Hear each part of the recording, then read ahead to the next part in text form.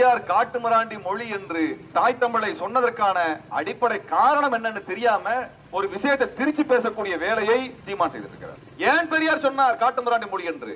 நாம் காட்டுமிராண்டிகளாக வாழ்ந்த காலத்தில் தோன்றிய மொழி, ஆதி மொழி, பழமையான மொழி, பழம் பெருமை வாய்ந்த மொழி, அதில் மாற்று கருத்து இல்லை. ஆனால் அதில் அறிவியல் கருத்துக்களை ஏன் சேர்க்கவில்லை என்று கேட்டார். அதுக்கு எவனும் பதில் சொல்ல மாட்டேங்கிறானே. அதுக்கு பதில சொல்லு.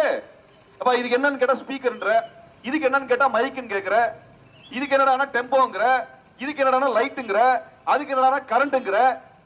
ஏன் தமிழ்ல பேர் இல்லையா? அதுதான் பெரியார் சொன்னாரு, இதையெல்லாம் நீ கண்டுபிடிச்சிருந்தாதானடா உன் மொழியில பேர் வச்சிருப்ப. இவன் கண்டுபிடிச்ச அவன் மொழியில பேர் வச்சிருக்கிறான். அந்த கண்டுபிடிக்கிற வேலையை நீ செய்தா என்றால் உனது மொழி நாகரிகமான மொழியாக, அறிவியல் மொழியாக வரும் என்று அந்த பெரியார் சொல்றார். என்னை அது பிஜேபி காரன் கைகூலியாக வேலை செய்து ஒருத்தன் அவதூறு பண்ணானால் அவனை அங்கேயே நிக்க வச்சு கேள்வி கேட்டு திருப்பி அனுப்பணும்.